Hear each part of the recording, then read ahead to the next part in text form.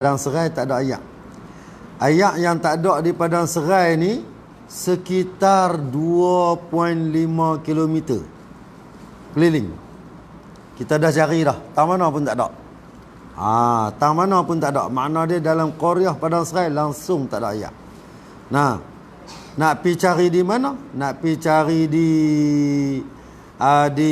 apa ni, Lunah pun tak ada. Makna dia jauh, semua tempat tak ada.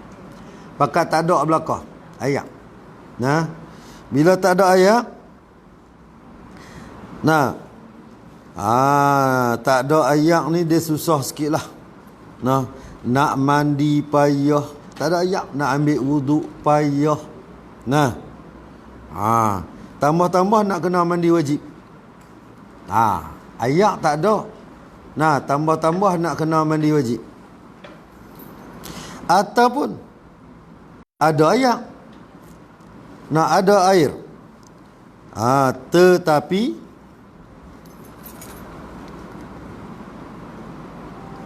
atau didapat akan air, tetapi ada penyakit pada satu anggota daripada segala anggota wuduknya, ataupun anggota mandinya seorang, yang menegah ia penyakit, yang menyegah ia penyakit, akan terkena air padanya pada penyakit. Ada anggota, ada ayak, tapi salah satu daripada anggota wuduk ataupun anggota mandi tak kira lah tang mana pun. Nah, tak kira lah mana pun, yang anggota ni tak boleh kena ayak. Langsung tak boleh kena ayak. Ataupun kalau ada penyakit pada anggota ni yang dengan sebab kalau kena ayak jadi mudarat. Nah, ataupun yang tak boleh kena ayak dengan sebab dibalut ataupun bersimen, tak boleh kena ayak. Nah, jadi makna dia ayak ada tapi tak boleh kena ayak. Nah, dua keadaan ni. Satu keadaan tidak ada air langsung. Satu keadaan lagi ada air, tetapi ada penyakit pada anggota wuduk ataupun mandi, menyebabkan tak boleh kena air. Menyebabkan tak boleh kena air. Maka kata musannif, maka hendaklah ia seorang mana? Hendaklah ia barang siapa tadi? Barang siapa tu yang mana? Yang tidak mendapati akan air sama sekali, ataupun barang siapa yang dapat air tetapi ada penyakit padanya. Hendaklah ia tayammum. Apa dia tayammum? Tayammum ni ialah dengan memindah akan debu tanah yang suci lagi menyucikan. Kena cari debu tanah. Bukan pergi cari debu pasir. Debu pasir tak boleh. Debu tanah. Ni tak musim kemarau lagu ni, bolehlah buat debu tanah. Buat taruh siap-siap di rumah. Nah, tak gaduh dah nak pergi cari debu tanah. Debu tanah yang paling elok, yang paling mudah untuk kita guna, untuk kita buat, cari tanah pongsu. Tanah pongsu. Tanah pongsu dia cukup, bila kita tumbuk dia cukup halus, debu cukup elok, cukup senang. Pongsu. Ya, pongsu anai-anai. Dia kalau dapat pongsu hak yang di dalam tanah tu lagi bagus. Hak yang kuning sikit tu. Kalau hak di atas, hak luar ni dia kasak keras sikit. Nah, tapi kalau hak dapat hak dalam tanah. Dusun banyaklah. Kalau dalam kebun getah ada lah. Kalau kat tepi rumah kita ada tu, kita cangkui ambil pongsu hak dalam tanah tu, hak kuning tu, hak tu kita buat debu tanah untuk tayammum. Dia cukup halus. Nah, dia cukup halus. Kita gelek-gelek, kita tumbuk-tumbuk dengan botol pun cukup dah. Gelek-gelek tumbuk dengan botol cukup. Sedia taruh buh duduk dalam plastik di rumah. Kan? Pasal apa? Pasal kita ni perlukan debu tanah. Perlukan debu tanah. Nah, tapi yang kata ayak tak ada langsung ni, ayak tak ada langsung ni, kita kena cari dulu. Cari dulu. Jangan di rumah kita tak ada ayak, rumah orang lain ada ayak, kita nak tayamum, tak boleh. Pergi rumah jiran, ada ayak tak? Dia pakai ayak boring. Jadi dia pun tak boring, kita pun boleh tumbang. Dia pakai ayak boring. Ayak pipe. Jadi kita tumpang guna ayak dia. Tapi kalau tak ada langsung, tak ada langsung, jangan pergi honggak taki tu pula. Lagi pergi honggak taki pula nak bagi ayak turun, dah ayak tak ada. Cari tahu mana? Tak ada, masa tu kita tayamum. Baik. Jadi nak tayamum ni dia cuma kita tayamumkan ialah dengan memindahkan debu.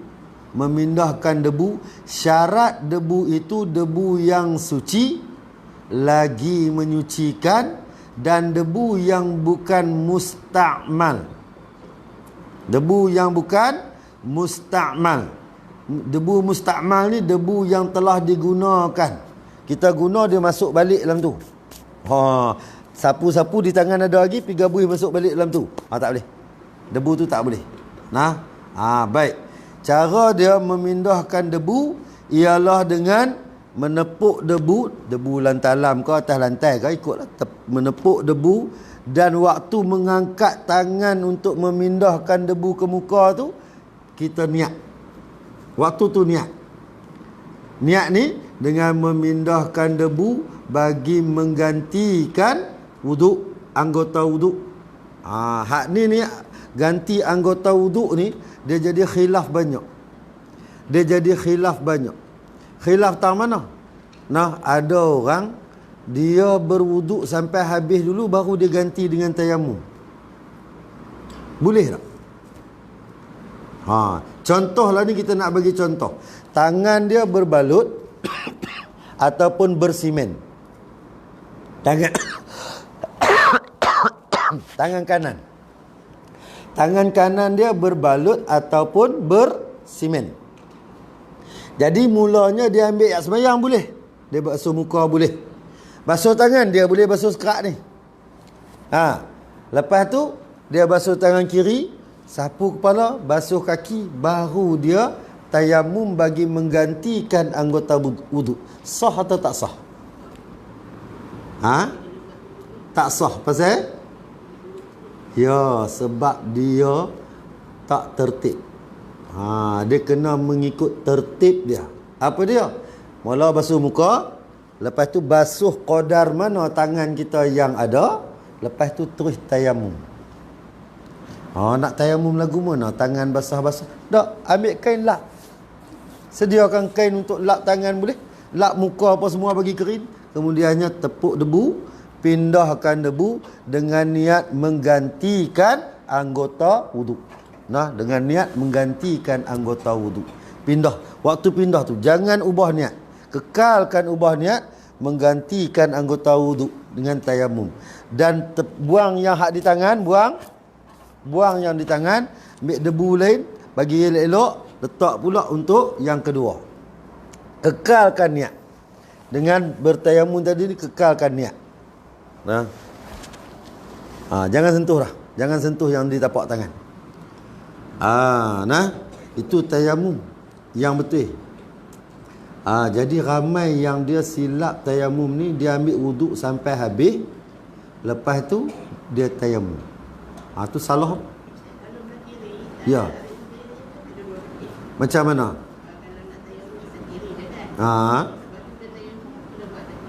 Dia macam ni. Dia satu anggota sekali ganti. Kalau belah kanan saja, kita basuh tangan kanan dulu, sebelum basuh tangan kiri kita tayamum dulu. Kalau dua-dua belah, basuh qadar mana tangan kanan, ganti tangan kanan, kemudian basuh qadar mana tangan kiri, kemudian ganti tangan kiri. 2 kali. Ya. Kalau di kaki pula lagi 2 pula. Di kaki pula tinggal jari saja dua-dua belah. Tangan tinggal jari dua-dua belah. Tangan tinggal tapak tangan dua-dua belah. Kaki tinggal jari dua-dua belah. basuh qadar mana mengikut tertib. Mengikut tertib. Basuh qadar mana yang ada anggota, kemudiannya tayamum. Jadi kita akan jadi tayamum 4 kali. Nah, satu anggota sekali ganti. Sebab dia niat menggantikan anggota wuduk. Jadi mana-mana anggota wuduk yang tak boleh kena ayak, setiap yang tak boleh kena ayak wajib diganti. Satu kena ganti. Ya. Jadi debu ni sebenarnya macam ni, debu kita perui debu atas talam ke, kan, atas talam ke ataupun atas kertas ke, kita perui dia, kita ambil dia. Nah, debu tu ada lebih kan, kita tak guna dah. Debu tu ada lebih. Tidak habis guna, hak di tangan kita buang. Jangan bagi ada. Jangan bagi ada dah di tangan. Kita ayak balik dia bagi duduk betul, ambil pula yang ni. Nah, ambil pula yang ni untuk sapu di tangan. Masa sapu di tangan, ingat, masa sapu di tangan jangan bertindih yang ni dengan yang ni. Dia nak sapu kanan, sapu. Kalau kita berbalut, sapu di atas yang mana balut macam ni. Sapu sekali dengan yang balut. Nah, sekali dengan yang balut. Dan jangan yang ni, tangan yang ni jangan pegang yang tangan kanan. Mana dia sampai kat sini habis. Nah, hak ni pun sama. Kita ambil daripada sini, kita patah balik, jangan angkat tangan. Patah balik, jangan angkat tangan. Habis. Jangan tarik tapak tangan. Kalau tarik tapak tangan, dia akan jadi mustakmal salah satu. Nah, satu tak boleh pakai. Nah, jangan angkat tangan. Jadi hak muka kita jangan sapu bertindih. Sehari pergi buat macam basuh ayak pula. Nah, dia sekali lalu ya. Mestikah debu tu melekat di muka? Tak mesti melekat. Tu kena faham. Tepuk debu kalau banyak boleh buang. Buangkan dia. Tak lagi debu penuh pula. Tepuk debu penuh pula, sapu muka, masuk mata pula, sepasai pula dah. Nah, ini dengan makna syarat. Ambil dia, tepuk, buang. Lepas tu sama ada kita nak tarik macam ni, ni jari ni duduk di atas hidung, ataupun kita nak macam ni, ataupun kita nak macam ni. Yang penting dia jangan bertindih. Kalau bertindih, mustakmal, tak pakai. Ni, hak ni borok ni, tak pun dia buat ke tu, habis. Dia bukan pakai bedak nah. Bukan pakai bedak. Dia macam ni. Kalau kita tarik macam ni, di tengah nak buat bila pula? Betul tak? Kalau kita buat macam ni lah kata kan, di tengah nak buat bila pula? Nah, sebab tu dia kaedah dia mudah. Sama ada kita tak macam ni, satu turun. Ni tangan penuh. Tangan kita buka lah. Nah, tangan kita buka penuh. Semua kena. Jari akan sentuh semua anggota. Kena. Ataupun kita letak macam ni. Ni tangan ni, jari ni, tak macam ni. Sekali jalan. Ataupun kita buat ni. Sekali jalan. Nah, sekali jalan sahaja. Tapi lebih baik turun. Naik takut masuk mata. Nah, masuk mata sat lagi satu kerja pula dah. Kalau orang pakai bedak, pakai seri tu lain lah kan. Nak penat seri tak? Nak penat seri manalah kita tahu. Pakai bedak penat seri. Penat seri. Macam mana penat seri? Pakai bedak no. Pakai jari manis apa kan. Tu depa apa. Macam tu lah, kita tak tahulah. Hak orang pandai-pandai tu macam-macam tu lah. Pakai bedak. Bedak pakai jari manis ada ke pasal tak? Jari manis je. Tu dia pakai jari manis. Penat seri jari manis dia tak? Orang tengok manis seri sedia. Seri sedia. Tak apalah, dia tak marah. Masa dia marah, hilang seri-seri. Baik, tayamum ni dia hanya dua sahaja, sapu muka dan sapu tangan. Niat dia bukan waktu sapu bukan waktu sapu muka. Niat dia waktu pindah debu. Kita tepuk waktu kita pindah tu. Waktu kita mengangkat debu untuk dipindahkan nak disapu di muka tu. Waktu tu berniat. Nak berniat dengan sahaja aku mindahkan debu. Ataupun saja aku bertayamum. Pindah debu dengan makna bertayamum lah. Saja aku pindahkan debu tanah bagi menggantikan anggota wudu. Baik. Tu kalau wudu. Tak apalah. Kalau wudu, kalau 4 anggota tak boleh kena ayak, 4 kalilah kita kena tayamum. Lo ni mandi. Mandi. Baik. Nak menggantikan wudu, menggantikan mandi dengan bertayamum, macam mana nak tayamum? Kata contoh dia kata kaki dan tangan 4 anggota ni tak boleh kena ayak. Tak boleh kena ayak. Kita nak kena mandi wajib. Betul tak? Nak kena mandi wajib ni. Jadi macam mana nak menggantikan tayamum? 4 anggota ni. Tangan ni semen, kaki ni semen. 4 anggota yang tak boleh kena ayak. Kita nak tayamum macam mana? Agak-agak nak buat macam mana? Ya. Tayamum tak boleh pakai yang lain, dia kena tapak tangan. Okey, macam mana nak menggantikan tayamum? Mandi, kita boleh mandi, tapi anggota tak boleh kena ayak. Bersimen kita kata, contoh, bersimen tangan, 2 tangan, bersimen 2 kaki, 4 anggota. Berapa kali nak tayamum dan macam mana nak tayamum? Nak mandi ni, hak wuduk tadi selesai dah. Kita mengikut tertib dia, kan? Satu tangan, satu tayamum. Satu tangan, satu tayamum. Satu kaki, satu tayamum. Satu kaki, satu tayamum. Tertib dia. Ni mandi.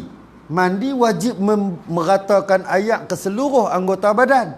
Tiba-tiba 4 anggota ni tak boleh kena ayak. Macam mana nak menggantikan tayamum? Gak-gak nak buat guna?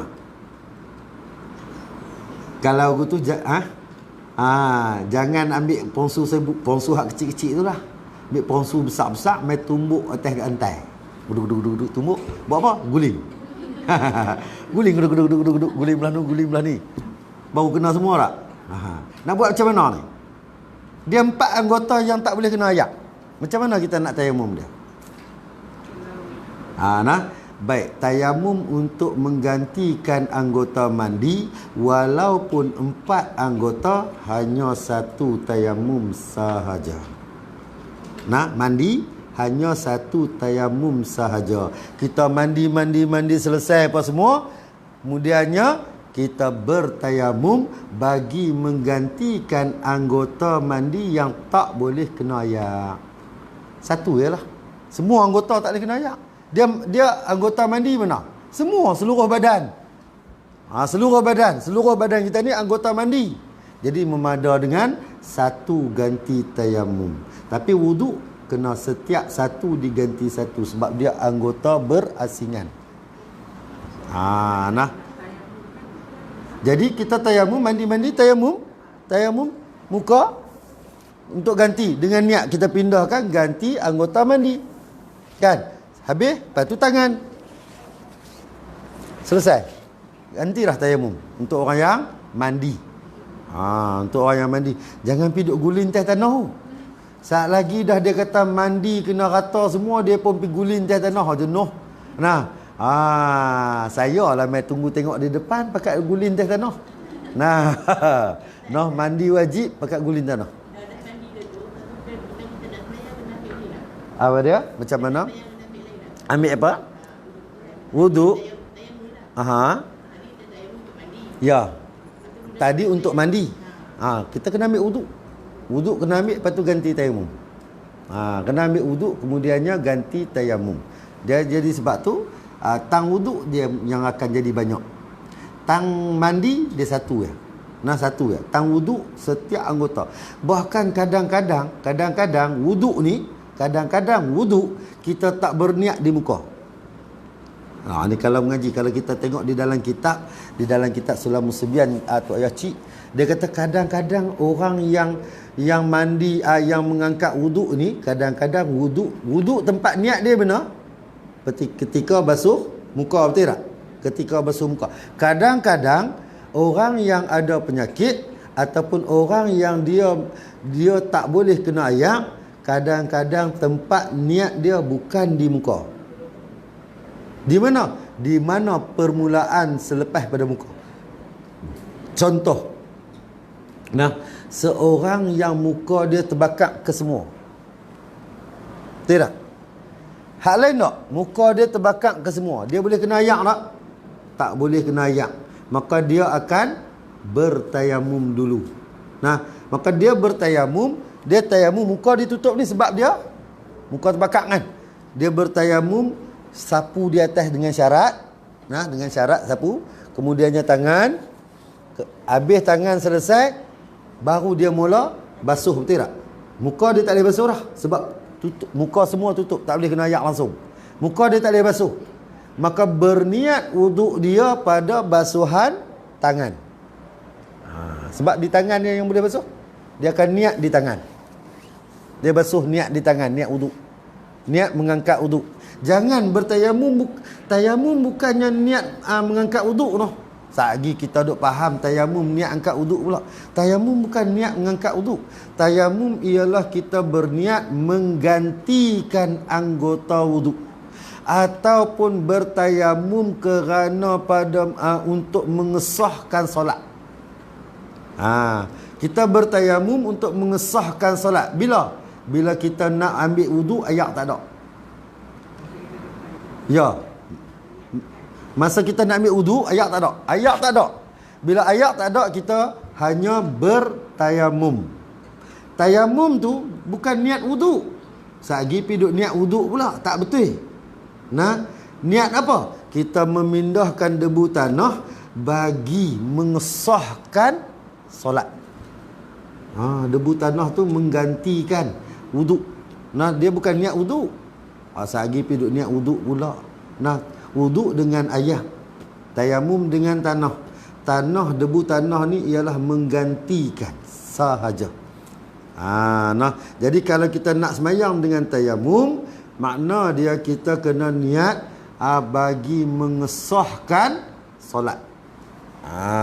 Nah, memindahkan debu tanah bagi mengesahkan solat. Tu je kita niat. Jadi niat dia mudah.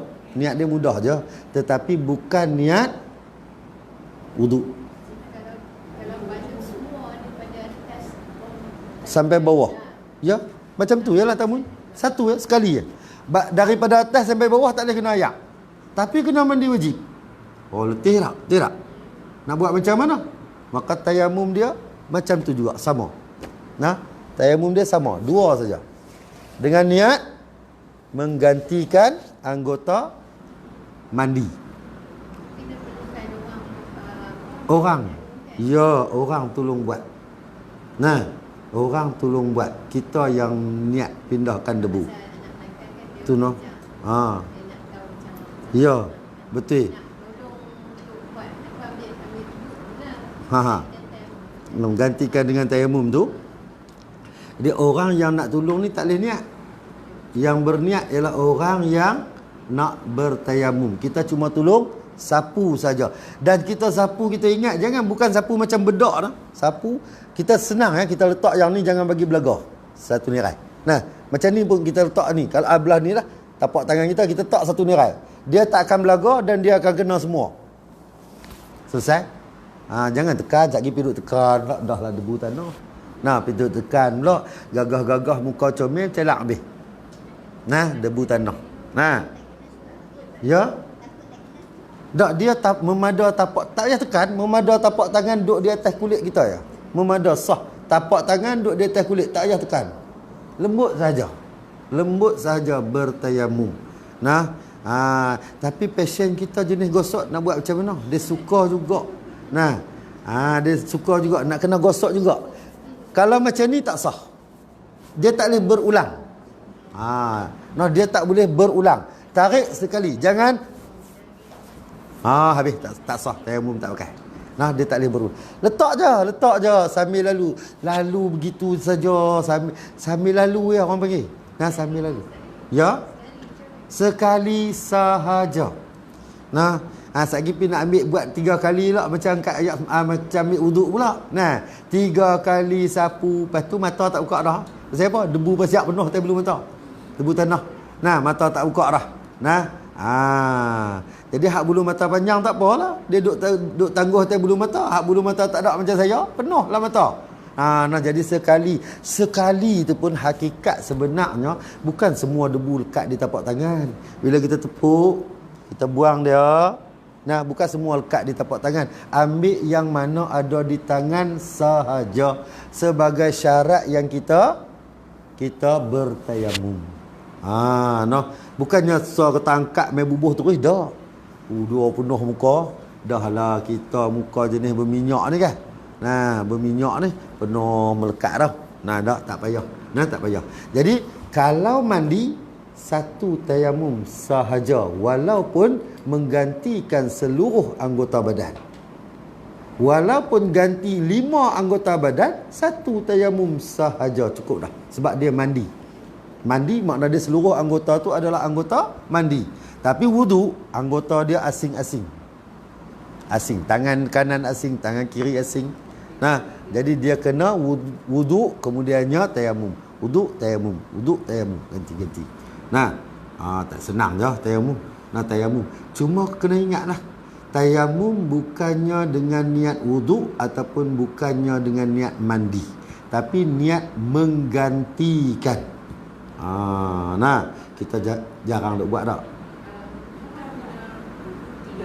Ya. Sunat.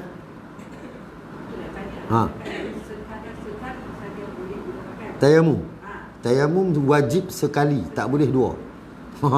Dia wajib sekali, tak boleh dua. Kalau dua, tak pakai.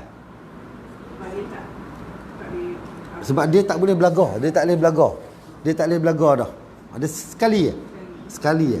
Pasyak tanah sekali sahaja. Ayak sunat 3 kali. Ayak sunat 3 kali. Dan tayamum hanya muka dan tangan sahaja. Kaki tak kena, kepala pun tak kena.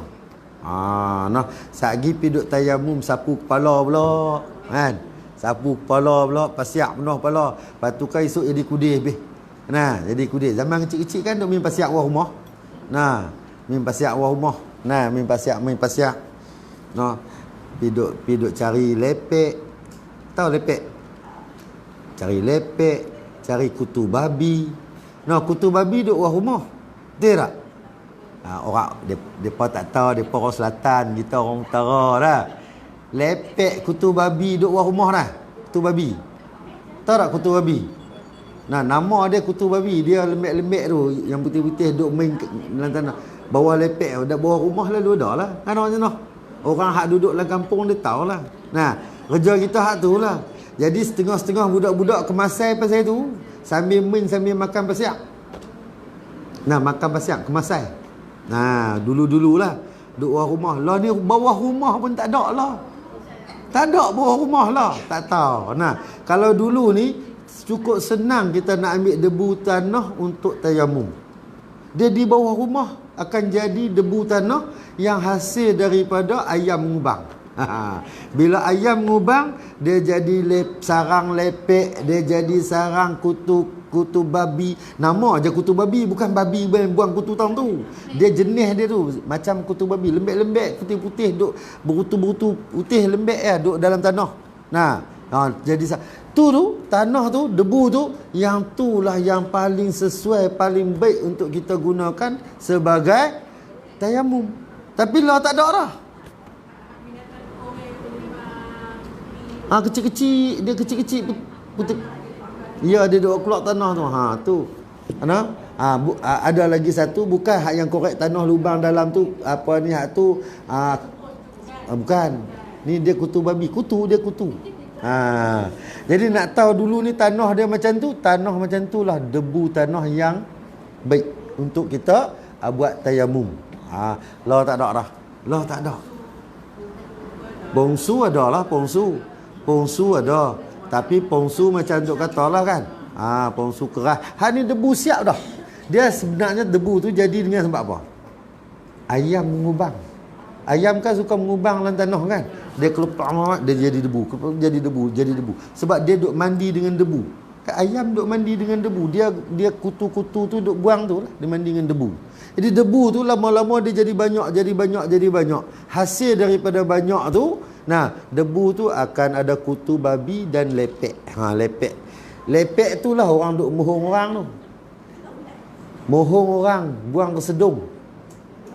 Ana, orang duk pergi buang ke sedung bawa main lepek. Lepek ni bila kita picit perut dia, dia keluar ulat yang panjang warna putih. Tok Bomo mohong orang. Dia pegang lepek, pegang tampung kok, dia duk tenyuh. Tonyoh, picit-picit lagi keluarlah putih. Dia pun tangkap. Dia. Sampai mati kita duk tak lega apa ke sedung. Ulat keluar berlambak-lambak. Ulat lepek. Nah, duk kena mohong tu. Nah, ulat lepek. Nah, tu. Hak tu orang lama-lama orang-orang kampung tahulah. Nah, macam saya orang kampung. Nah, cuma saya tak ada makan pasiak. Kalau makan pasiak masai. Nah, orang kampung dia tahulah benda-benda ni. Jadi saya nak abang apa? Debu tanah tu, hak tu bagus. Senang. Tapi lo tak ada. Nah, susah kita nak cari debu tanah. Tak, kalau boleh ni di rumah sediakan debu tanah. Sediakan. Tak apa, dia sebenarnya debu tanah kalau kita ada di dalam satu botol yang panjang ni dah cukup dah, memadai dah. Ya, ada jual kan. Pasal apa banyak ni kita tuang, kita tabur. Jangan tuang seketui gitu. Tuang merata gitu. Merata. Tak payah piduk sapu-sapu dia, tuang merata. Setakat mana yang dia ada di nah, memadai dah untuk sekali tayamum. Ya, amsak ni ya betul. Jadi memadai dah. Nah, kalau boleh sediakan debu tanah. Kalau bagi kita yang tak ada tanah lah, depan rumah tar nak cangkui apa? Kan? Depan rumah tar nak cangkui apa? Cangkui tepi rumah ada rumput, tanah tu lembek, basah, bila nak boleh jadi debu? Betul tak?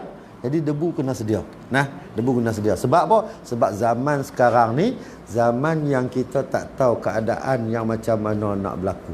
Nah, sak saja tengok dalam satu rumah sak kawan simen. Nah, cuma di kepala ya tak ada orang simen ni. Nah. Ya.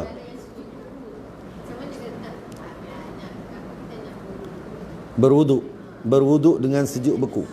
Dia sejuk beku ni dengan salju sah. Sah berwuduk. Salji tu sah berwuduk. Salji sah berwuduk. Sejuk beku. Sejuk ayak ada. Baik, dia dua. Nah, ayak kalau yang terlampau panas ataupun terlampau sejuk makruh untuk kita berwuduk. Sebab kalau dia mudarat kan tak boleh. Ayak yang terlampau sejuk dia mudarat. Jadi kita boleh gantikan dengan tayamum. Maksud dia tayamum, tayamum untuk menggantikan wuduk tak sama dengan tayamum menggantikan anggota wuduk. Faham tak? Menggantikan wuduk, orang yang tak ada ayak langsung tak ada. Menggantikan anggota wuduk lain, menggantikan wuduk lain. Yang menggantikan wuduk bagi mengesahkan solat, tayamum memada dengan tepuk sapu muka dan tepuk sapu tangan. Sah, cukup. Tak payah mengikut anggota wuduk. Sagi pergi buat pula semua anggota wuduk pula. Tak payah. Dia bukan menggantikan anggota wuduk, tetapi menggantikan wuduk. Jadi satu saja tayamum. Nah, tapi kalau tayamum bagi menggantikan anggota wuduk, mana-mana anggota yang tak boleh kena ayak, wajib kita ganti dengan tayamum. Kalau 4 anggota, 4 lah kita kena ganti. Tapi kalau ayak langsung tak ada, kita memada dengan tayamum sekali sahaja. Satu ya. Satu ya tayamum. Nah, iaitu tayamum bagi menggantikan wuduk, bagi mengesahkan solat. Mengesahkan solat. Tu ya. Ya. Ya. Dia tayamum ini untuk satu waktu dan sunat mengiringi dan termasuk membaca Quran. Tu je. Setiap fardu, ya sunat ke sunat tak apa. Nah, setiap waktu kena bertayamum. Kalau orang bertayamum, maka setiap waktu dia kena tayamum ataupun wuduk dan tayamum.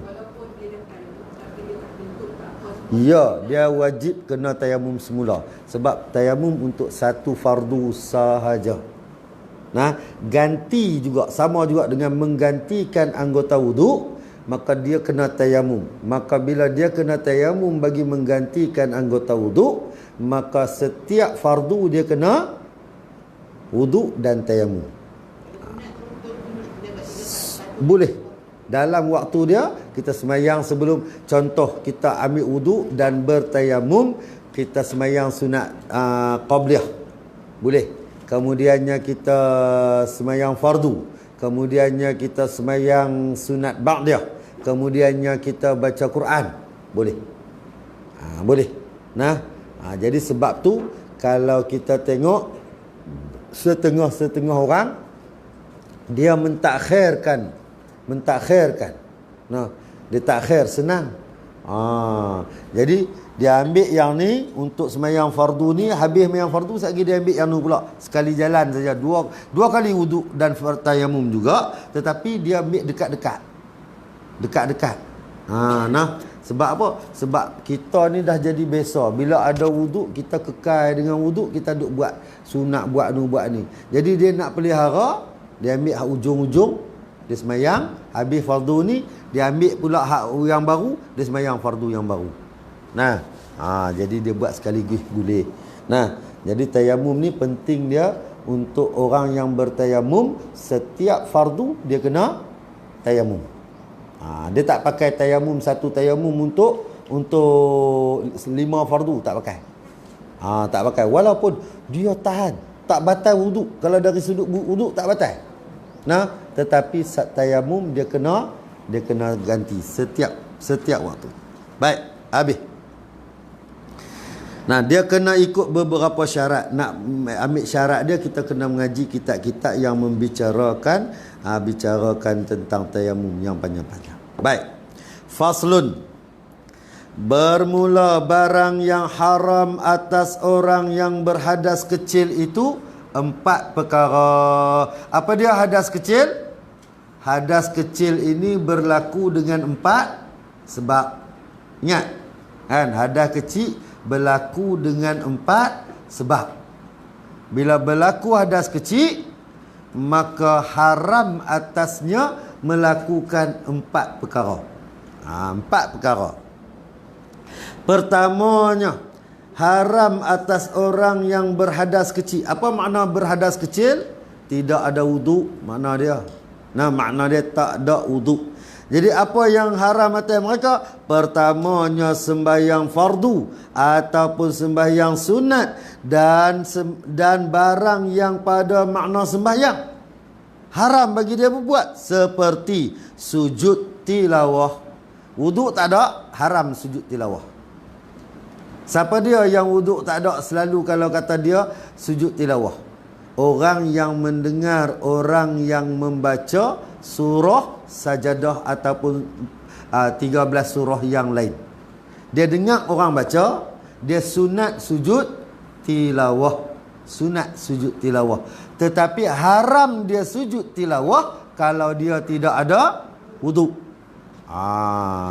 Kita baca surah, baca surah tak baca Quran. Bukan baca Quran, baca surah. Kita tak ada wuduk. Boleh baca Quran tak? Boleh. Pegang tak boleh, sentuh tak boleh. Boleh baca kan? Jadi kita baca surah sajadah. Kita tak ada wuduk. Sampai kepada tempat sujud sajadah, innama kita sujud sajadah. Hukum dia haram. Baca boleh, sujud tak boleh. Sebab sujud ialah perbuatan yang seumpama solat. Dia sujud dan rokok dan qiyam adalah disebutkan di dalam makna solat. Aqimis solah, qiyam, dirikan solat. Makna dia qiyam tu solat. Rokok juga adalah disebutkan dengan makna solat. Makna dia mana-mana perbuatan yang memberi makna solat haram kita buat. Rokok haram. Warka'u ma'ar raqi'in. Rokoklah kamu serta orang-orang yang rokok. Makna rokok itu adalah pada makna sembahyang. Pada makna sembahyang. Jadi qiyam, rokok dan sujud tu adalah makna sembahyang. Jadi haram orang yang berhadas kecil itu melakukan apa-apa perbuatan yang perbuatan itu memberi makna sembahyang, seperti sujud, rokok dan sebagainya. Haram. Tak ada wuduk, haram. Yang kita bicara mazhab Syafi'i. Kena faham yang tu. Nah, mazhab Syafi'i. Mazhab lain tak ada wuduk boleh sujud syukur. Tak ada wuduk boleh sujud syukur.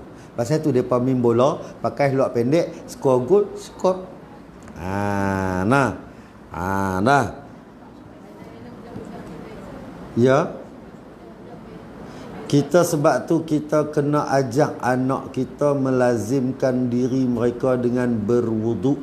Sebab kadang-kadang cikgu ni, bukanlah kita katakan cikgu lah, bila dapat satu keputusan yang baik, keputusan yang kita tak duga, sesuatu berita yang sungguh kita tak sangka-sangka baik keputusan tu, sunat sujud syukur.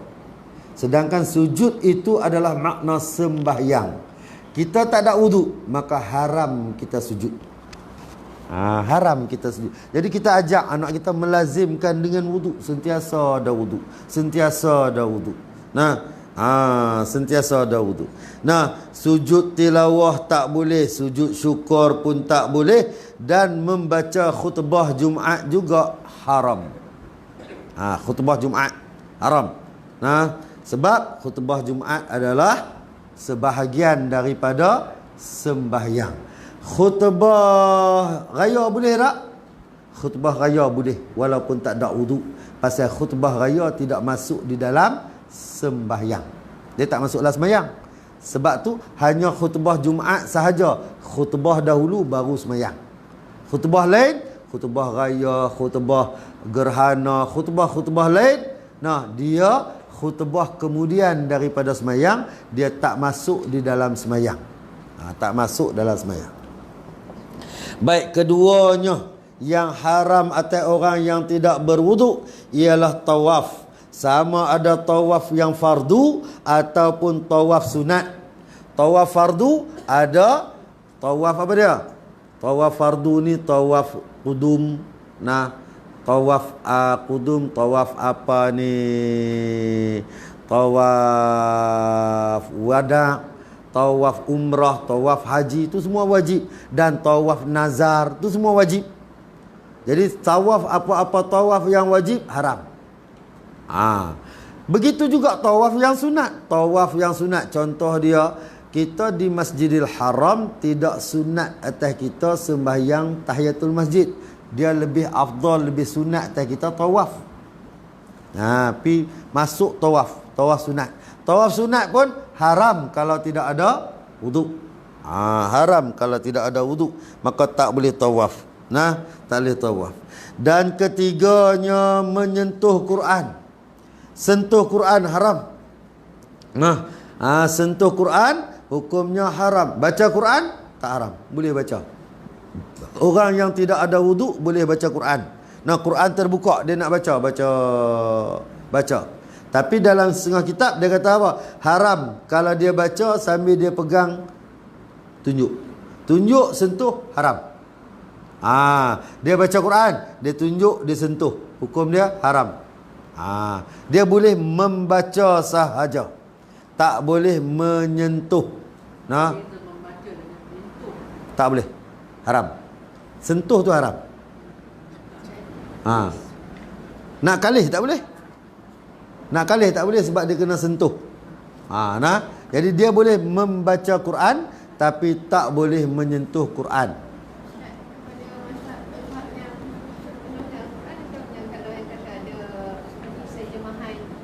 Ya.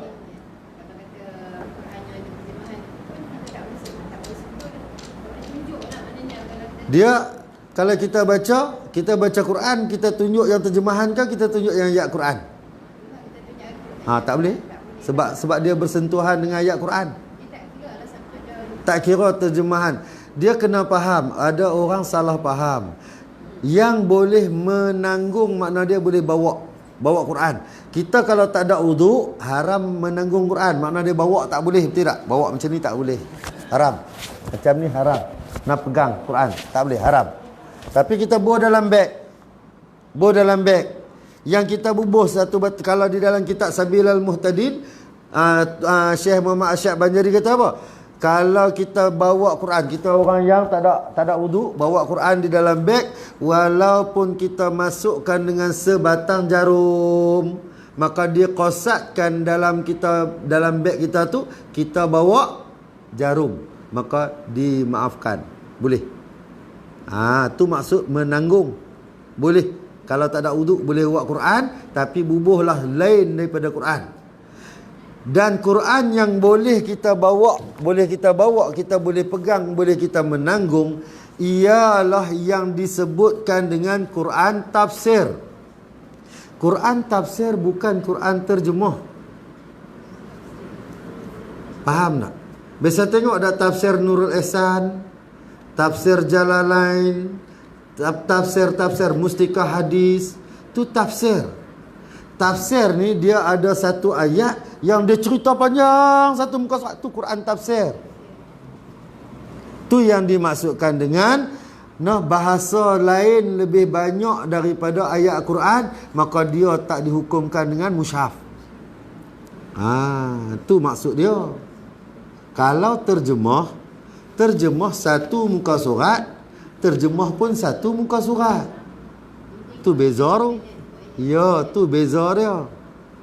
Jadi yang dimaksudkan boleh bawa tu ialah Quran tafsir. Hak ni penting jugalah kita kena ambil faham. Sebab ada orang tak ambil berat. Dia kira Quran terjemah, Quran tafsir serupa. Boleh bawa belakang. Ni yang masalah dia. Jadi bila kita orang yang tidak berwuduk nak bawa Quran di dalam beg, bubuhlah benda lain yang kita kosatkan kita bawa benda tu. Kosak kita bawa. Aku bawa buku. Satu buku. Bukan Quran lah, kita kosakkan buku. Jangan kosak Quran. Ni dimaafkan. Boleh. Boleh. Berhadas ni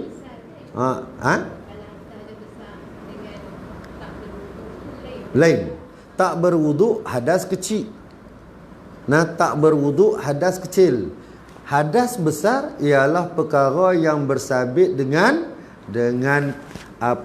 jima, dengan keluar mani. Tu hadas besar. Hadas tu hadas sederhana. Hadas sederhana. Jima, keluar mani itu hadas sederhana.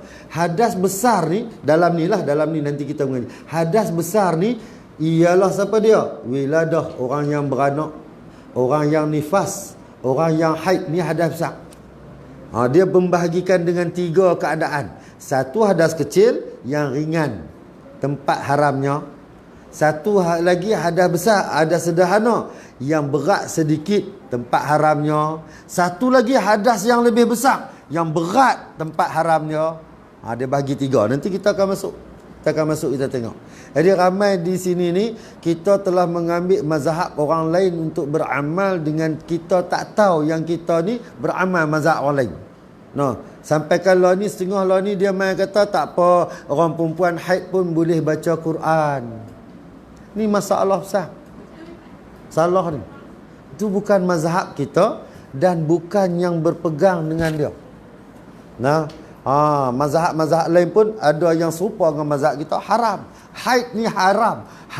Haid ni masuk kategori hadas yang besar. Haid, wiladah dan nifas. Pegang pun tak boleh, buka pun tak boleh, baca pun tak boleh. Melainkan yang kita baca itu ialah ayat-ayat yang puji Tuhan, ayat-ayat syifa, ayat-ayat yang bukan dengan qasak qiraat. Zikir, ya. Ni masalah kita lah ni. Ramai duk pegang kata boleh. Sekali kita tengok ada dalam ni ada. Ramai yang berpegang kata boleh. Bila boleh ni, berapa ramai orang yang melakukan dosa. Ya, ni salah. Sebab tu kata fiqh kena faham. Orang dulu-dulu cuti. Tok guru pun cuti. Ni minggu ni cuti nah, tak mengaji. Kita tanya pasal apa je? Pasal apa makcik? Pasal apa maksu? Kita tanya pasal apa? Kita tak tahu pasal tu. Dia habaq cuti. Tu makna dia hukum kena jaga. Nah, law dibenarkan kita hadir ke jemaah lah. ya. Kan? Hadir ke jemaah. Ya. Quran yang tadi Ya. kanak-kanak. Ya. Cumanya dia tak cuma dikatakan kita boleh mendengar lah tu. Boleh mendengar, tak boleh membaca. Kalau membaca, baca bacaan yang syifa, yang puji Tuhan dengan niat zikir. Haram niat qiraat. Macam mana nak baca? Maksudnya dalam jemaah tu sekiranya ada sahabat membaca, kita tak boleh ikut. Tak boleh. Sebab bila niat qiraat haram. Dalam hati tak apa. Boleh baca di dalam hati sebanyak mana nak baca. Boleh baca. Nah, tapi tak boleh lintas qiraat tu. Nah, lintahlah hati dengan baca qiraat. Walaupun kita berbaca secara zikir, ayat-ayat zikir kita baca contoh. Okey, contoh kita baca ayat kursi. Ayat kursi dia termasuk dalam ayat zikir dan ayat syifa. Kan? Dia termasuk dalam tu. Tapi bila kita baca, kita niat nak memperbaiki qiraat. Allahu la ilaha tak betul. Allah haram. Sebab niat memperbaiki bacaan dengan makna qiraat. Qiraat haram. Kita baca secara zikir. Baca secara zikir. Allahu la ilaha illa huwal hayyul qayyum la ta'khuzuhu sinatun wa la naum lahu ma fis samawati wa ma fil ard man zal ladzi yashfa'u 'indahu illa bi izni. Dalam hati kita niat zikir, bukan qiraat. Dia jadi salah di sinilah. Di sini kita sebab apa? Sebab tu kita nak ilmu fiqh ialah ilmu yang berkaitan dengan hukum hakam di dalam amal ibadat. Nak amal ibadat apa pun dia kena berpandukan ilmu fiqh. Nak membaca Quran pun dia kena berpandukan ilmu fiqh. Sebab ada ustazah, dia memang menggalakkan kalau kata kita yang nak haid. Hadir sampai Hadir tak apa, duduklah.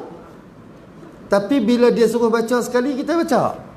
Kalau kita baca haram. Buka Quran tak boleh.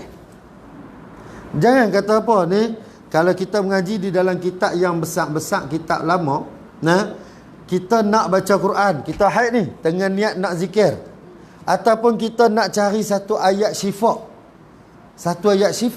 yang kita suruh anak kecil kita ambil Quran wakmai, suruh dia buka dan suruh dia cari, dia tunjuk cari, kemudiannya kita kata baca sat nak dengar yang ni, kita pun dengar dia baca, kita pun ikut. Haram, tak boleh. Sampai ke tahap tu. Sampai tahap tu. Dia tak boleh dengan niat membaca, tak boleh. Walaupun orang lain yang tolong buka, orang lain yang tolong baca, orang lain yang tolong ajak. sekarang kita dalam handset pun kita ada Al-Quran, kita boleh buka semua tu. Jadi kalau kita haid, kita haram. Tak boleh, haram. Walaupun hak yang dalam handset. Dia nak abang kata hukum qiraat adalah haram atas orang perempuan yang haid. Dia tak sampai lagi ni.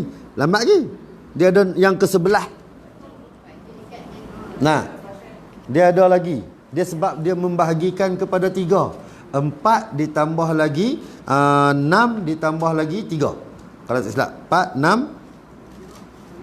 6 10 4 kemudiannya 6 tu tambah lagi 2. Hadas kecil 4, hadas sederhana 6, makna tambah lagi 2. Hadas besar 11, makna dia tambah lagi 5. Tu maksud dia. Maksud dia. Baik, kita tengok. Tu hadas kecil. Yang keempatnya menanggung akan dia Quran, makna dia bawa Quran, tak boleh. Haram bagi orang yang ada kecil. Tetapi dimaafkan dengan sebab kita bawa selain daripada Quran, bawa yang lain. Yang kita kosakkan bukan kita bawa Quran, tapi kita bawa kotak pensel ataupun buku. Kita kosak bawa buku, dimaafkan. Baru kan kita nak pergi mengaji, kita bawa Quran, kita batal wudu. Kita nak bawa apa? Orang tanya bawa apa? Quran. Batal, haram, tak boleh. Sebab tu disunatkan bila nak pergi mengaji, bawa Quran. Yang kita orang yang bukan hadas besar ni, hadas pada ketika awal tak ada hadas besar, hadas kecil pun tak ada sebab kita ada wudu. Buah Quran dalam beg apa semua, galas-galas beg, batal wudu. Pada ketika batal tu, Kalau orang tanya kita bawa apa? Bawa buku. Bawa buku tak apa. Sebab tu kena ada dalam bawa Quran tu bubuh sekali buku. Bagi menggantikan qasad yang kita. Tapi kalau kita tak ada buku, tak ada yang lain, orang tanya bawa apa tu? Bawa beg tak boleh. Dia nak tanya isi. Bawa apa tu? Hal lain tak ada. Kita nak kata apa? Bawa Quran. Bila sebut bawa Quran, haram. Nampak tak? Sebab tu kaedah. Ini kaedah bagi orang yang wuduk dia terbatal di tengah jalan bila dia nak main mengaji Quran. Bubuhkan buku ataupun selain daripada Quran, bubuh dalam tu dengan kita qasad daripada awal, kita bawa dalam beg ni buku. Bawa Dalam perjalanan, kita bawa Quran saja. Dalam perjalanan kita batal wuduk.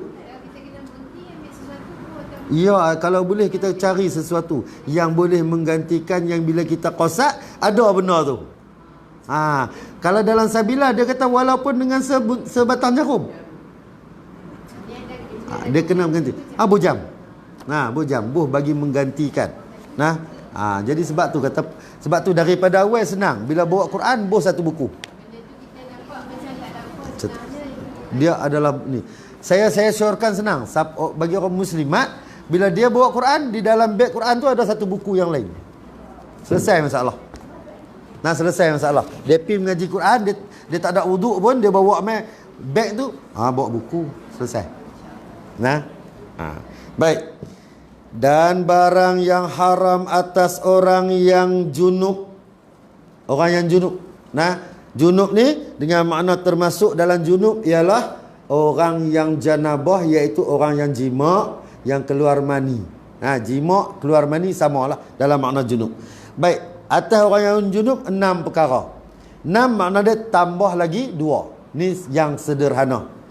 Ni yang sederhana. Iaitu pertamanya sembahyang mutlaqan. Tak kira lah sembahyang apa, fardu ataupun sunat, hukum dia haram. Keduanya tawaf mutlaqan. Tak kira lah tawaf fardu ataupun sunat, hukumnya haram orang yang junub ni. Ketiganya menyentuh Quran, hukumnya haram. Sama macam yang ada kecil. Keempatnya menanggung akan dia Quran, bawa Quran, hukum dia haram. Hukum dia haram. Kelimanya membaca akan dia Quran. Jikalau satu huruf sekalipun, jika dia qasad dengan dia qiraat baca Quran, qasad baca Quran. Nampak? Walaupun satu huruf. Sebab tu kata kita kena jaga hak ulama dulu pelihara kita ni lebih baik daripada law ni. Kita kena ikut ulama lama ni, dia lebih baik, dia pelihara kita. Tak haram kalau kita lupa Quran kerana dengan sebab kita diharamkan baca Quran. Orang lain ni takut kita lupa Quran. Lama dah kita lupa Quran. Ramai orang boleh baca Quran tapi tak faham makna apa. Lagi bayar. Baca sampai tak berhenti baca. Punya puluhan baca. Bila kita tanya, habis hafal 30 juzuk. Tapi bila sembahyang tak ikut Quran. Ramai. Sebab apa? Quran suruh kita dalam amal ikut fiqh. Quran mengajar kita di dalam amal ibadat kita, ibadat yang zahir ialah mengikut hukum fiqh. Sebab tu baca Quran pun kena ambil faham. Kena ikut hukum fiqh. Nak semayang kena ikut hukum fiqh. Jadi walaupun orang ni dia hafal Quran, hafal 30 juzuk sekalipun, tapi kalau semayang dia tak ikut fiqh, semayang dia tak sah. Walaupun sedap macam mana sekalipun dia baca. Sebab tu pentingnya kita memahami hukum. Punya sedap baca, Masya Allah. Kalau boleh dia baca, kita nak berdiri lagi 2 jam pun tak apa. Adakah patut, sebab tu kita kena faham. Hafailah juzuk, hafailah surah panjang mana pun, hafailah Quran banyak mana pun, kena faham. Sembahyang maghrib, makruh baca panjang-panjang. Ni mentang-mentang kita ni hafal Quran, sembahyang maghrib kita baca Al-Mulk.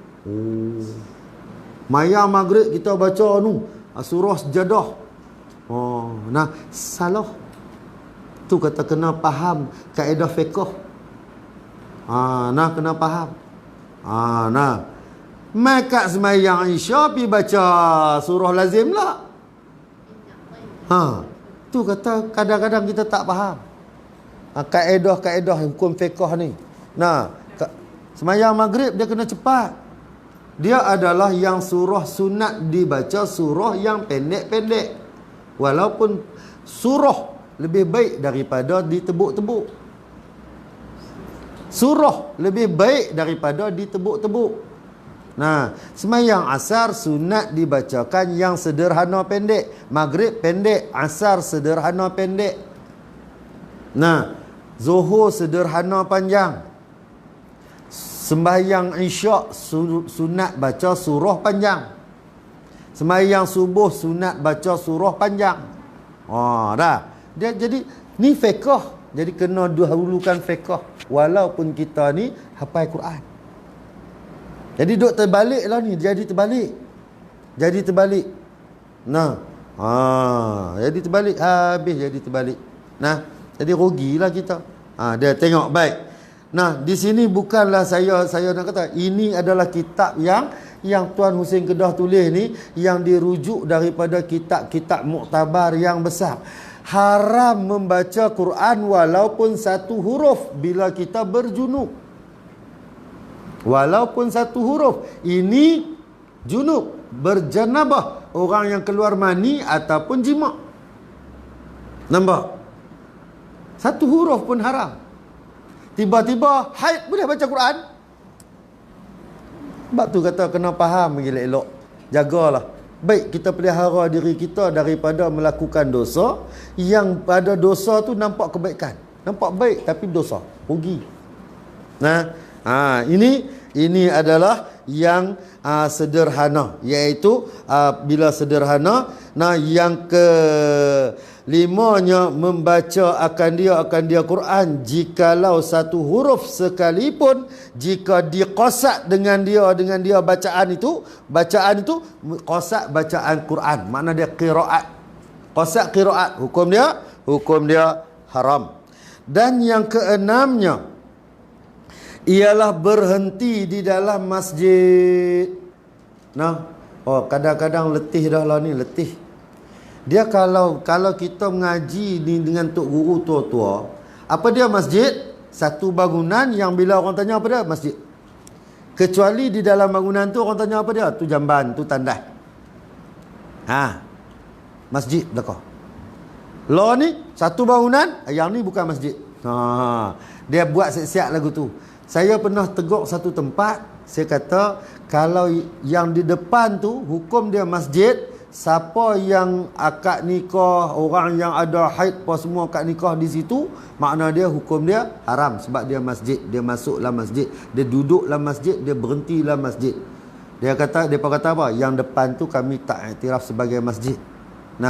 Saya kata kalau kita tak tulis sebagai masjid, kita tak tulis yang luar ni bukan masjid, orang masuk semayang tahiyatul masjid sah tak tang tu? Tak sah. Dia kena tulis nyata yang ni bukan masjid. Yang masjid di dalam. Dia kena tulis. Ya, kaki lima yang panjang ada bumbung apa semua kan. Dia kena tulis yang ni bukan masjid. Jadi orang tak akan semayang tahiyatul masjid di situ. Siapa semayang tahiyatul masjid di situ tak sah sebab tu bukan masjid. Sebab tu dia kena bagi tahu. Dia buat yang tu untuk apa? Untuk orang akad nikah yang perempuan yang tak boleh masuk dalam masjid. Jadi akad nikah di luar di situ. Betul lah. Tak apalah, baik. Tapi orang yang tak tahu, bila tak tulis kata yang ni bukan masjid, dia main sampai kat tu, dia semayang tahiyatul masjid. Lagu mana? Tak pakai. Nampak? Sebab tu dia kena ada tolerance. Kita kena ada bijak sana. Bijak dalam menguruskan. Senang. Senang. Macam kita lah contoh, kita kata dalam ni masjid, yang luar tu bukan masjid, kita kena tulis. Orang perempuan tak boleh masuk di dalam masjid. Tak boleh masuk dalam masjid kalau dia berjunub, kalau dia berhadas besar, haid dan nifas tak boleh masuk. Kalau khawatir menitik darah, haram dia masuk. Haram dia masuk. Tapi kalau dia rasa dia pakai pelapik yang dia yakin tak menitik darah, dia boleh masuk tapi tak boleh patah balik. Dia kena masuk keluar terus. Maksud dia, kalau masuk pintu ni patah balik, masuk pintu ni, keluar pintu ni, pusing. Masuk pintu ni, keluar pintu ni, pusing. Tu nama dia berhenti dalam masjid. Faham? Jadi orang yang berjunub, dia tak boleh masuk pintu yang sama, keluar dengan pintu yang sama, ataupun masuk pintu ni pusing patah balik tapi pintu lain. Cuma pintu berselang saja, tapi pusing patah balik. Yang ni nama dia berhenti dalam masjid. Yang boleh masuk masjid, masuk pintu ni, keluar pintu ni, tanpa berhenti. Berhenti tak boleh. Jadi orang yang berjunub, kalau dia masuk masjid, dia masuk lintas terus. Boleh. Boleh. Tapi kalau orang yang berhaid ataupun nifas, boleh tak dia masuk dalam masjid? Tak boleh kalau dia takut menitik darah dia. Tak boleh, hukum dia haram. Dia nak masuk, takut lagi meleleh darah kau menitik. Haram dia masuk, tak boleh masuk. Tapi kalau dia yakin kalau dia masuk pun tak menitik darah, maka dia boleh masuk, tapi syarat dia jangan berhenti. Lintas terus. Lintas terus. Kalau pusing patah balik, makna dia berhenti. Hukum dia haram. Ni. Kita kena jaga semua benda-benda ni, sebab orang dulu-dulu dia jaga sungguh hukum hakam. Orang dulu-dulu jaga sungguh hukum hakam. Ngaji tak banyak orang dulu-dulu. Ngaji sikit, tapi hukum hakam dia jaga. Kita lah ni ngaji banyak, hukum hakam tak jaga. Tambah-tambah boleh cincai-cincai.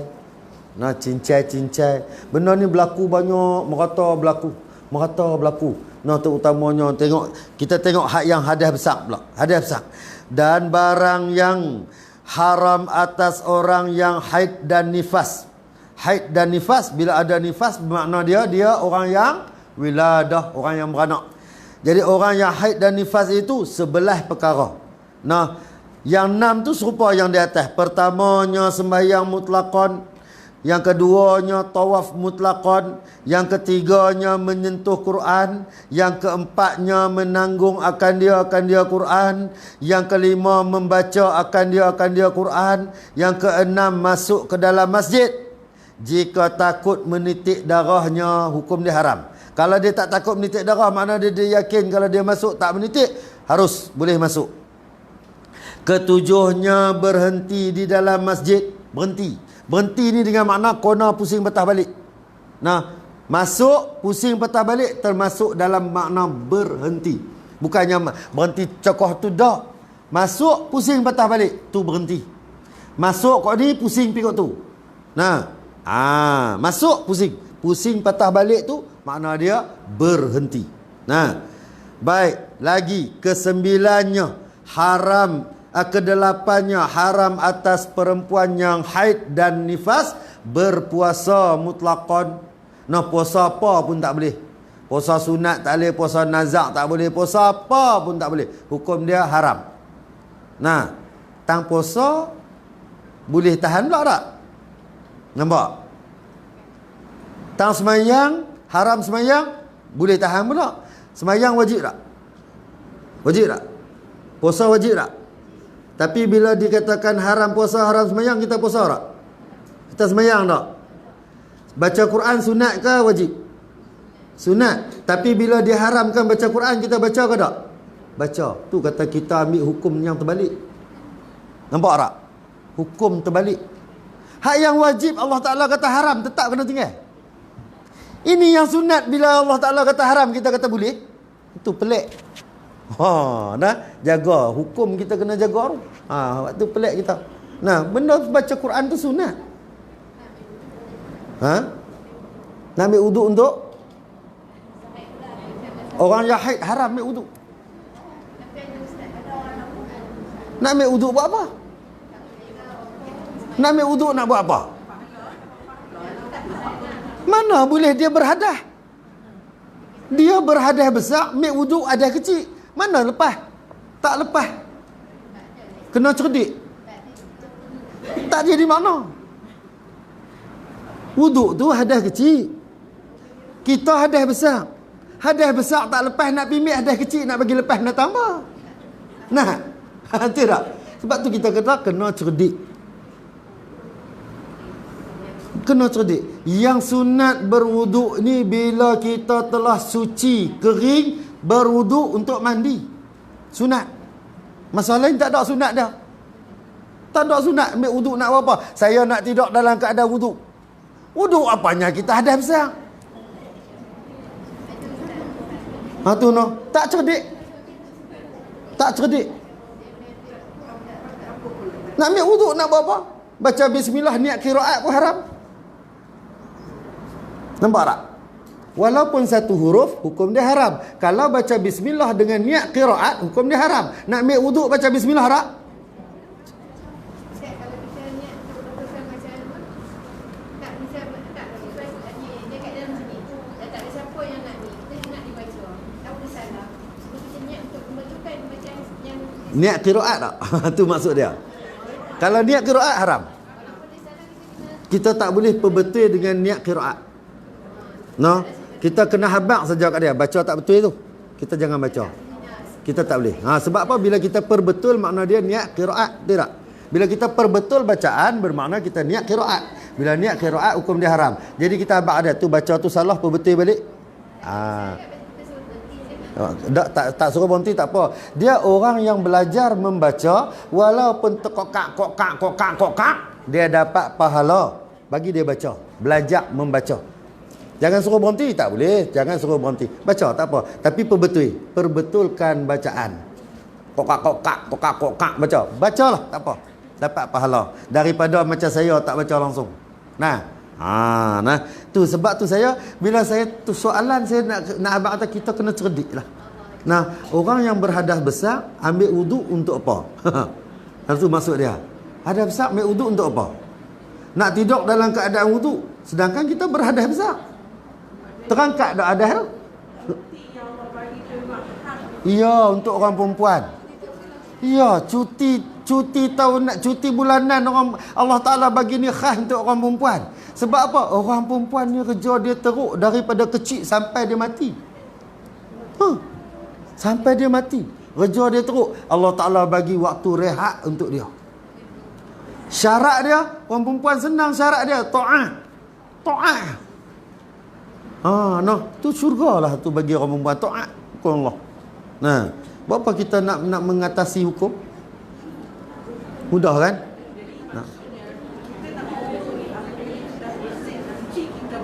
Dia macam ni, bila darah berhenti suci daripada haid dan nifas, kita nak mandi sunat wuduk. Yang tu yang sunat. Nak mandi tu sunat wuduk. Jadi sunat wuduk ni ialah pada ketika sebelum mandi dan selepas mandi. Yang tu waktu sunat. Ya.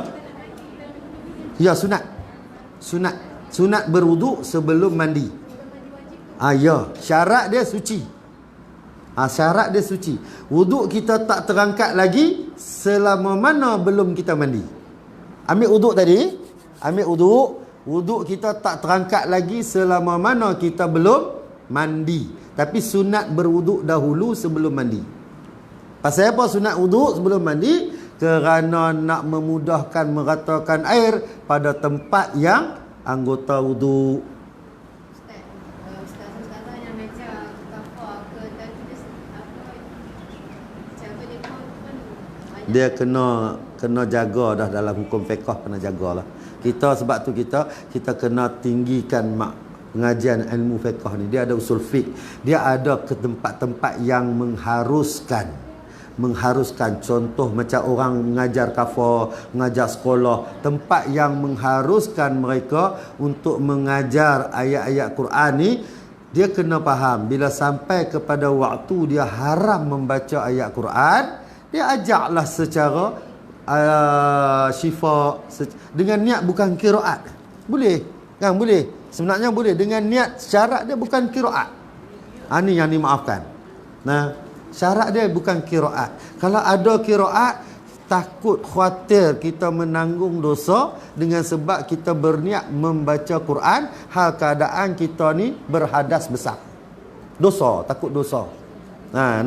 Boleh. Jadi ramai hak yang orang duk mengajar kanak-kanak terpaksa mengajar. Tapi kalau kita mengaji zaman dulu, Tok Guru pesan dah minggu depan cuti nah. Nah, hampa jangan duk kata keramik panggil aku tau. Habis faham dah. Cuti, dia jaga. Nah, sebab kalau kita main baca, dia tak tegak tak boleh. Betul tak? Dia kena tegak. Bila dia tegak, dia kena baca. No. Jadi jaga benda ni. Baik. Nah, dan lagi ada lagi sikit lagi kita perhabis. Kesembilannya menyerah dirinya perempuan yang haid dan nifas itu bagi suaminya yang mana ni? Suami yang sah dia itulah, supaya mewati akan dia wati apa dia? Jima. Dia haram menyerah diri. Tapi di dalam satu kaedah lain, dia haram, perempuan ni haram menyerah diri. Tapi kalau sampai ke peringkat suami dia nak berzina, maka hukum dia, suami dia akan melakukan maksiat yang lebih besar. Tempat dia haram serah diri. Dia haram serah diri. Tapi kalau nak memelihara daripada suami dia melakukan zina, harus. Tapi bukan dengan niat menyerah diri, tak. Niat menyerah diri haram. Harus sebab nak memelihara daripada suami melakukan zina yang lebih besar. Tapi apabila bersetubuh dalam keadaan isteri yang haid ataupun nifas, wajib suaminya bayar kifarah. Hak ni yang laki tak boleh bayar. Apa dia kifarah? Memerdekakan seorang hamba. Kalau tak mampu merdekakan, disuruh kita puasa selama 60 hari berturut-turut. Boleh tak? Hak 30 hari pun minta doa bagi cepat habis, tambah 60 hari. Tak boleh. Kalau dah tak boleh, jaga, sabar. Sabar. Baik, ke-10-nya bergurau-gurau dengan suaminya. Ni atas orang perempuan ni, bergurau-gurau dengan suaminya pada barang yang antara pusat dan lututnya haram. Melawak, bergurau senda dengan suami, hal keadaan dia haid dan nifas. Bergurau senda ni pegang melawak main di antara barang pusat dan lututnya.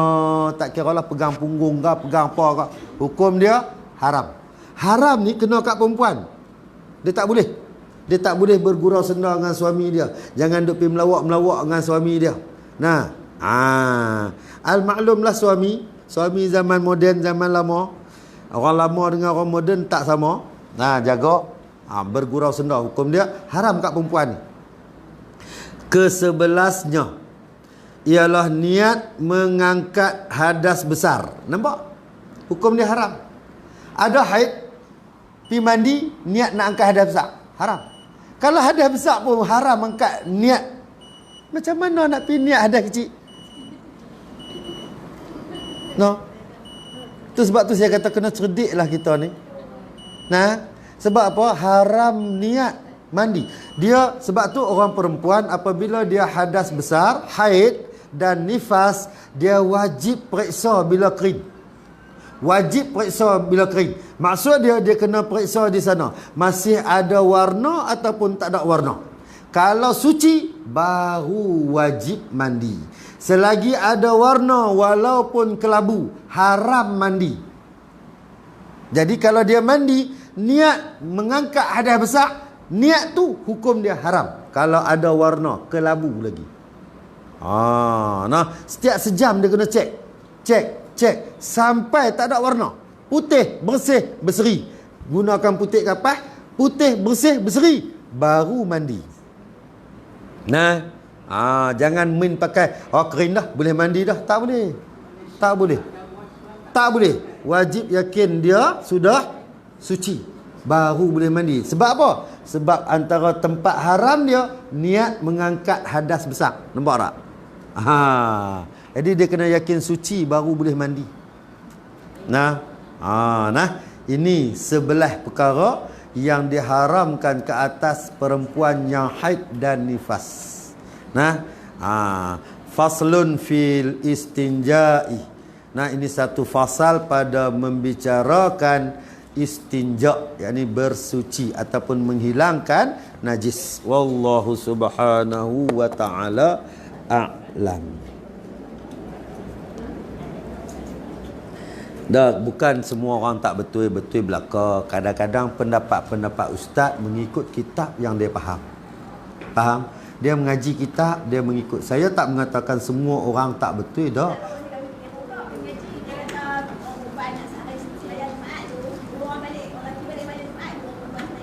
Tu.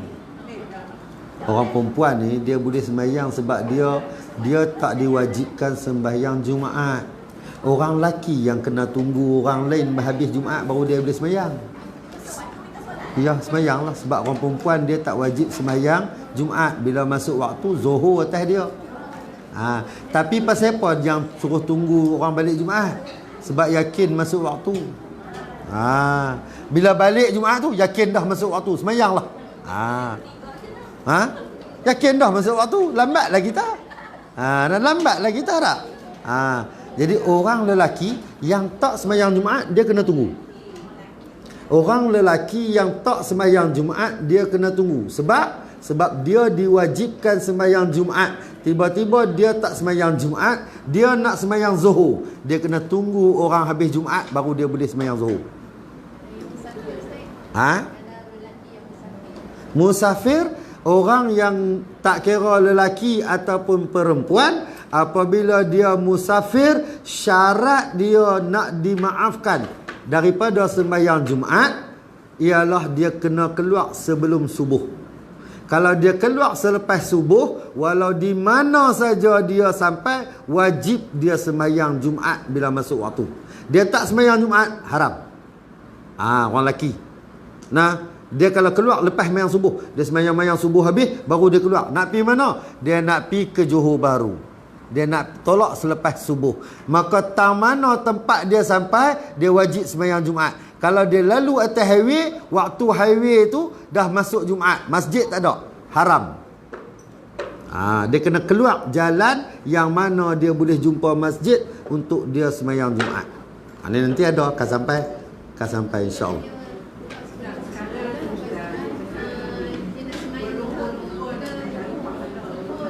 Dia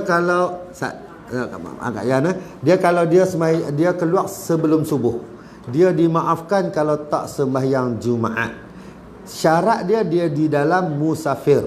Bila dia di dalam musafir, maka dia boleh jamak, betul tak? Maka dia jalan sampai kepada tempat yang dia boleh berhenti sembahyang. Dia bukan makna kena tunggu ataupun tak tunggu. Dia sampai tempat boleh sembahyang jamak, dia sembahyang. Dia sembahyang, tak kira lah. Tapi syarat dia bukan di masjid yang orang sembahyang Jumaat.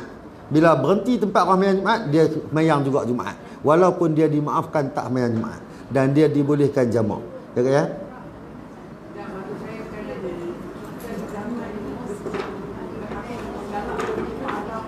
Ya.